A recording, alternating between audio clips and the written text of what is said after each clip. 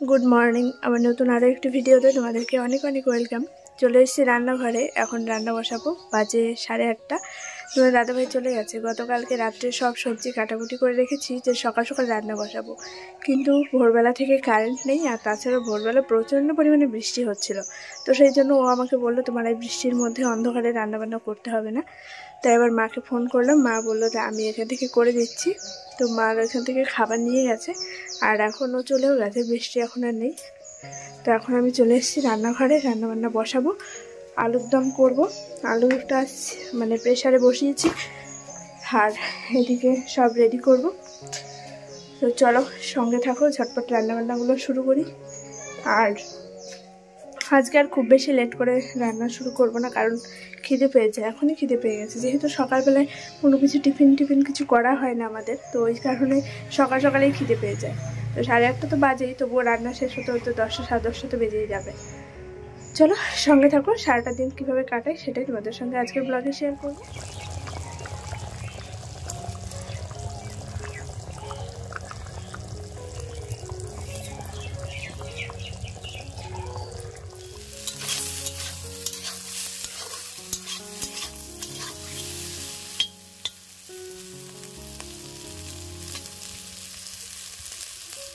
রান্নাবান্না কমপ্লিট হয়ে গেছে, এখন 10:30 বাজে। আমি একটু সিঁড়িঘরের দিকে আসলাম। সকালবেলা থেকে আজকে প্রচণ্ড বৃষ্টি আমাদের এখানে, ভোরবেলা থেকেই শুরু হয়ে গেছে বৃষ্টি। আর গতকালকে রাত্রে তোমাদেরকে বলেছিলাম না যে সব কিছু গুছিয়ে রাখছি, সকাল সকাল উঠে রান্না করব। তো প্রত্যেক দিন আমার সঙ্গে এটাই হচ্ছে, মানে বেশ কয়েকদিন থেকে আমি দেখছি আমার সঙ্গে এগুলোই হচ্ছে। যখন থেকে একদম জাঁকিয়ে শীত পড়ছে সেই তখন থেকেই এই সমস্যাটা হচ্ছে। আমি যখনই সকালবেলায় উঠবো, মানে উঠেও যাই, একদম ফ্রেশ হয়ে ঘরে আসি, তোমার দাদাভাই বলবে কি এখন আর তোমার রান্নাবান্না করতে হবে না, এত সকালবেলায় এত কুয়াশার মধ্যে ঠান্ডার মধ্যে বাইরে যেতে হবে না, আমি খাবার দাবারের ঠিক ব্যবস্থা করে নেব। কিন্তু কোথাও খাবার দাবার ব্যবস্থা করার মতো কিন্তু অপশন নেই যে ওইখানে কোনো ক্যান্টিন আছে বা পাশে থেকে খাবার নিয়ে নেবে, সেরকম কিন্তু কোনো অপশন নেই। তবুও প্রত্যেক দিন এই কথাটা বলবেই যে ঠান্ডার মধ্যে তোমাকে এখন বাইরে যেতে হবে না, আমি ঠিক ব্যবস্থা করেই নেব। তো তবুও কথা বললে তো আর হবে না, খাবারটা তো রেডি করে দিতেই হবে, সেই চিন্তা আমারও সবসময় থাকে। তবু আমার একটু আলসেমি লাগে ঠান্ডার মধ্যে বাইরে বেরোবো, রান্নাবান্না করবো অত তাড়াহুড়ো করে। আর আমার মা তো প্রত্যেক দিনই আমাকে বলবে অত সকাল সকাল উঠে তোর যদি অসুবিধা হয় তুই আমাকে ফোন করে দিবি, আমি এখান থেকে করে দেবো। কারণ আমার দাদাও কাজে যায়, দাদার জন্য মাকে রান্না করতেই হয়। তো সেই জন্য মা সবসময়ই বলে। আর আমার যেহেতু অপশন রয়েছে যে আমি না পারলেও মা করে দেবে, আর ও আমাকে ওরকম বলে যে তোমার করতে হবে না করতে হবে না, তো আমিও সেই সুযোগটা আর কি মাঝে মধ্যে কাজে লাগিয়ে ফেলি। আজকেও সেরকমটা হয়েছে। আর ভোরবেলায় প্রচণ্ড বৃষ্টি হচ্ছিল, তাছাড়া ছিল না কারেন্ট, এদিকে চারিদিক কুয়াশায় ঢাকা। তো ওইরকম বৃষ্টির মধ্যে অন্ধকারের মধ্যে আমারও আর ভালো লাগছিল না রান্নাটা করতে, তাই জন্য আর করিনি। মাকে ফোন করে দিয়েছিলাম, মা ওখান থেকে খাবারটা দিয়ে দিয়েছিল ওকে। আর গতকালকে কাকিমা খিচুড়ি দিয়ে গেছিলো, রাত্রে আর রান্নাবান্নাগুলো তোমাদের সঙ্গে শেয়ার করা হয়নি। তো সেই খিচুড়িটা গরম করে তোমার দাদাভাইকে দিয়েছিলাম, ও এটা খাওয়া দাওয়া করে এখান থেকে গেছে, আর ওইখান থেকে ভাত নিয়ে গেছিলো। তো সকালবেলা রান্না করতে গিয়ে যে সমস্যাটা হয়েছে, আমি তোমাদের সঙ্গে সেই কারণে কোনো রান্নাবান্না আজকে সেভাবে শেয়ার করতে পারিনি। আজকে উনুনে এত প্রবলেম হয়েছে, আমি জালটাই ধরাতে পারিনি। হয় পাইপের মধ্যে দিয়ে জল ঢুকেছে, আর না হলে পাইপের মধ্যে অনেক নোংরা জমে গেলে ধোঁয়াটা বেরোতে পারে না, তখন এরকম হয়। পুরো রান্নাঘর একদম ধোঁয়ায় ময় করছে, মানে আমি তাকিয়ে বসেই থাকতে পারছি না এখানে। আমি পুরো মানে বাইরে কুয়াশা, আবার এইদিকে রান্নাঘরের মধ্যে পুরো ঢেকে গেছি ধোঁয়ায়। বাবাকে বললাম যে বাবা দেখো পাইপের মধ্যে জল ঢুকেছে কিনা বা নোংরা হয়েছে কিনা, তুমি একটু কাঠি দিয়ে ভালো করে পরিষ্কার করে দাও। তো বাবা করেও দিল, কিন্তু তারপরেও রান্নাটা ঠিকঠাক করতেই পারলাম না। এত কষ্ট হয়েছে কি বলবো। 1 ঘন্টা রান্না করতে আমাকে 3 ঘন্টা সময় লেগেছে। বারবার কড়াইটা নামাচ্ছি, আগুন জ্বালাচ্ছি, বারবার আবার কড়াইটা তুলছি, তো এরকম হচ্ছে। তারপরে মনে হলো যে না, উনুনে রান্না করব না, গ্যাসে রান্না করব। সকালবেলায় আমি গ্যাসে জল গরম করেছি, খিচুড়িটা গরম করেছি, তারপর আলু সেদ্ধ করেছি প্রেশার কুকারে। তারপরে গ্যাসটাও জ্বালাতে পারছি না, মানে সময় যখন খারাপ থাকে না তখন এরকমটাই হয়, গ্যাসটাও জ্বলছে না। তো অনেকক্ষণ চেষ্টা করলাম, কিছুতেই গ্যাসটা জ্বালাতে পারলাম না। তারপরে আবার নিয়ে গেলাম উনুনে। এবার যেহেতু রান্না একবার শুরু করে দিয়েছি, সেহেতু আমাকে রান্নাটা তো কমপ্লিট করতে হবে, তারপরে তো আমি দেখবো কী হয়েছে না হয়েছে। রান্নার মাঝপথে আমি তো ওইভাবে থামিয়ে রাখতে পারছি না, আলুটা অর্ধেক ভাজা হয়ে গেছে, মশলাগুলো দেওয়া হয়ে গেছে, জল দেবো, ঠিক সেই মুহূর্তে ওরকম প্রবলেম। শুরু থেকেই প্রবলেম হচ্ছিলো, ভাবছিলাম হয়তো ঠিক হয়ে যাবে, হাতটা ব্যথা হয়ে যাচ্ছে। তারপর অনেক কষ্টে রান্নাটা করলাম, তবে মনের মতো একদম মন দিয়ে রান্নাটা করতে পারিনি, কোনো রকম খাওয়ার মতো হয়েছে। আর তোমার দাদাভাইকে আমি পরে ফোন করে এই কথাগুলোই বলছিলাম, যেন আজকে এই সমস্যা হয়েছে, যদি ভোরবেলায় রান্না করতে যেতাম তাহলেও হয়তো করতে পারতাম না। ও তো হাসতে হাসতে পাগল হয়ে যাচ্ছে, বলছে এটা আবার কি সমস্যা, এরকমটা কেন হচ্ছে। আর বলছে আমি পুরো ধোঁয়ায় এরকম পাগল হয়ে গেছি, এদিকে গ্যাসটাও জ্বলছে না, আমার এত রাগ হচ্ছে, মনে হচ্ছে যেন সব ফেলে দিয়ে আমি এখান থেকে চলে আসি। তো অনেক কষ্টে রান্নাটা কমপ্লিট করলাম। দেখো কি পরিমাণ বৃষ্টি শুরু হয়ে গেছে, আর চারিদিক একদম কুয়াশায় ঢাকা।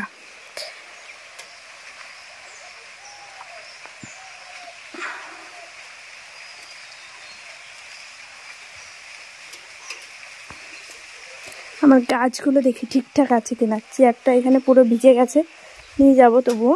আর এইদিকে গাছগুলো দেখি, গাছগুলোতে আর জল দিতে হবে না বেশ কয়েকদিন। ক্যাপসিকামটা দেখি তো, দেখো গোলাপ গাছটাও একদম ঠিকঠাক হয়ে গেছে। আর এইদিকে লেবু গাছটা দেখো,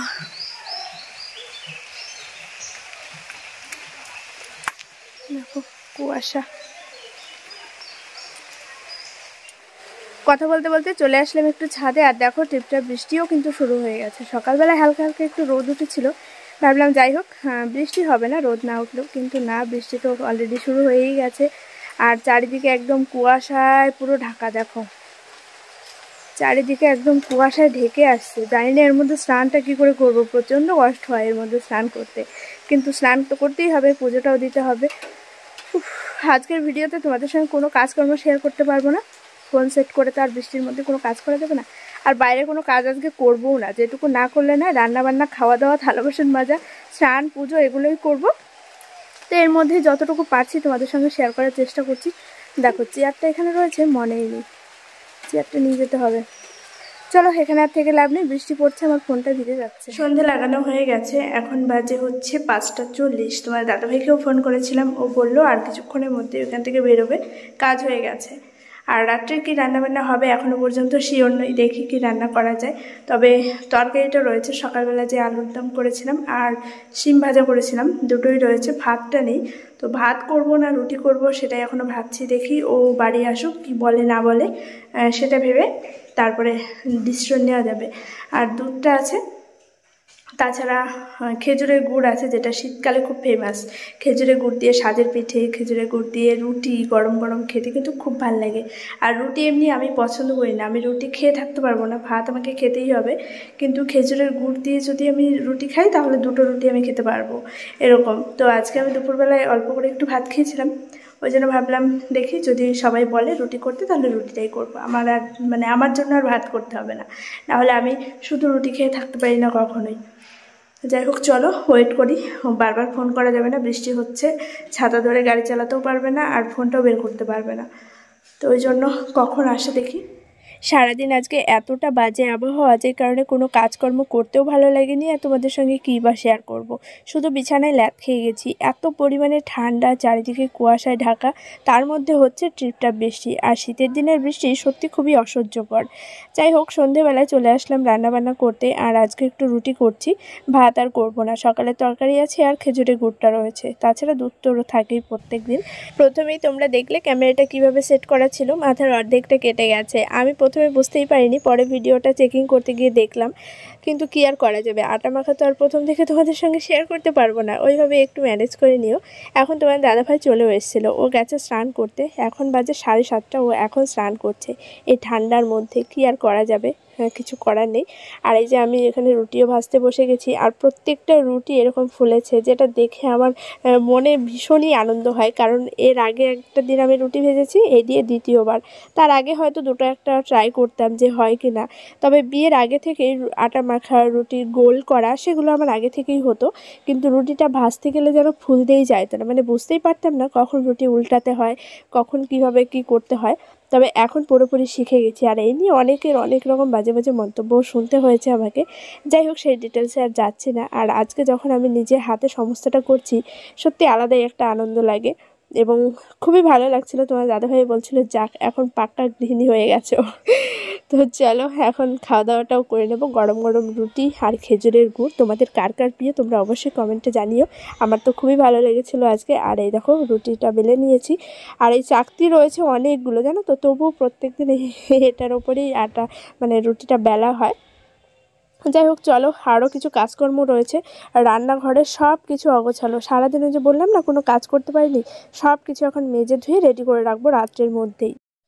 বাইরের সমস্ত কাজবাজ মিটিয়ে চলে এলাম তোমাদের সঙ্গে আরও কিছু গল্প করার জন্য। আজকের ব্লগে সারাদিন শুধু গল্পই করে গেছি, যদিও কোনো কাজকর্ম শেয়ার করতে পারিনি। তার কারণটা তোমরা সবাই জানো, সব জায়গায় এরকম কম বেশি বৃষ্টি হচ্ছে, আর সারাদিন এত মেঘলা ওয়েদার, কোথাও রোদ নেই, ঠান্ডা প্রচণ্ড, যে কারণে কোনো কাজ করতেই ভালো লাগে না। আর তারপরে বৃষ্টির মধ্যে ক্যামেরা সেট করে তো সম্ভবই না। আর তার থেকেও বড় কথা, বাইরের কোনো কাজই তো সেইভাবে আজকে করতে পারিনি বৃষ্টির জন্য, তাই কী বা শেয়ার করতাম। শুধু রান্না বান্না, খাওয়া দাওয়া, স্নান, পুজো, যেগুলো না করলেই নয় সেগুলোই শুধু করতে হয়েছে। তবুও তার মধ্যে থেকে যতটুকু পেরেছি আমি শেয়ার করার চেষ্টা করেছি। আর আজকে সকালবেলা রান্না করতে গিয়ে প্রচণ্ড সমস্যা হয়েছে, এবং বিকেলবেলাতেও রান্না করতে গিয়ে তোমার দাদাভাই ছিল তো, ও দেখেছে প্রচণ্ড সমস্যা হয়েছে। তাই ভেবেছি আগামীকাল সকালবেলা আমি গ্যাসেই রান্না করব। যতক্ষণ রোদ না উঠছে, যতক্ষণ সব ঠিকঠাক না হচ্ছে, ততক্ষণ উনুনে রান্না করব না। আর গ্যাসের যে প্রবলেমটা হচ্ছিলো, মানে লাইটারের প্রবলেম হচ্ছিলো, তো সেই লাইটার ওটাও ঠিকও করে দিয়েছে পরে।